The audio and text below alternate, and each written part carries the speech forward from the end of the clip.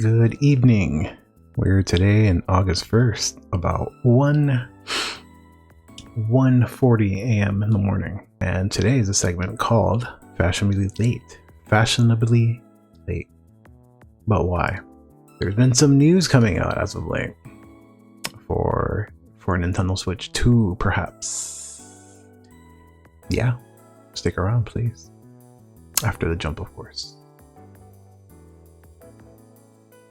But supposedly we might have an inkling of when a release date for Switch 2 is coming out. So perhaps if you look here, July 27 from My Nintendo News, basically saying a Chinese manufacturer is preparing for a new Japanese games console launching early 2024. That's great, honestly.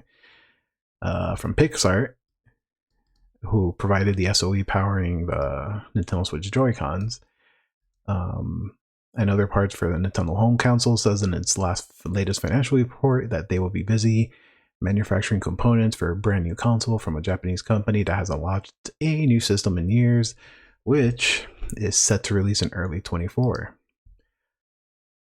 I wonder who that could be. 6 years in the business, daddy. 100 million consoles sold. The game of the year has came out.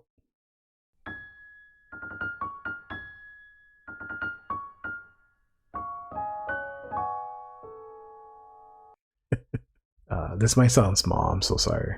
Backwards compatibility. And now, from Wii U to Switch, nothing. So, we don't even know if Switch 2 is going to be Switch 2. It could be called something completely different, but I think the Switch brand name is strong. So, maybe Super Nintendo Switch, Switch 2, I don't know. My predictions aren't that hot. But if they do keep the Switch name, I'm hoping for backwards compatibility. Why? Because I guess it depends how I wake up in the morning. One day I might wake up in a certain way and be like, nah. When it comes to stuff, thinking about stuff like this, it'd be like, no, nah, it doesn't really matter. It doesn't really need backwards compatibility. But then I could wake up another way and be like, yeah, it'd be nice. It'd be a nice to have. Why do I say this? Because there's this wonderful game on Wii U that hasn't been released on Switch. It's Runner 2. Runner 2 is freaking fantastic. It looks good. It looks good. It plays good, and it's just a joy. But Notice it hasn't released on Switch right now. The Bit Trip crew is busy making Bit Trip Rerunner, which hopefully it's amazing, and I think they have a chance to do so. But Runner 2 hasn't been released on Switch, and my point is, I think it's a fantastic game. I also got to hook it up to my Elgato X, wonderful recording device, by the way. I have to make sure it captures that properly, and also make sure that this Mac captures all that properly. And then, throw in my thoughts on it too. It kind of sucked doing that. Sure, I can organize everything, but it's like, why? If I can find out a way to, I guess, alleviate that just a little tiny bit, a way to do that would be backwards compatibility. So that means I don't have to get old hardware, big hunking old hardware, and plop it on my desk, when really I could just have the current system, use a certain Nintendo account, and I can just download all the games and all my saves will be there.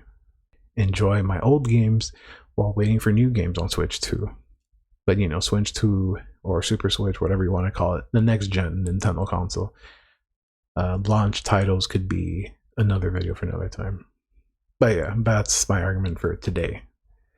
And hopefully you guys enjoyed that. Really quick, I've been playing a few games. I finished Ghost Trick, if you haven't noticed. Lovely game. I'm almost done with Pikmin 4, another lovely game. Strong contender for Game of the Year. And then there's a certain other game that came out 2 months before.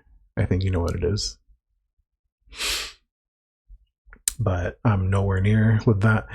So when I finish Pikmin 4, I would like to return to Tears of the Kingdom And then I would like to return to other games too, but you know what? That's why I call this segment Fashionably Late, because I always feel like I'm late all the time when it comes to this stuff. So I might make it into a series because honestly, I'm late to everything. See you later.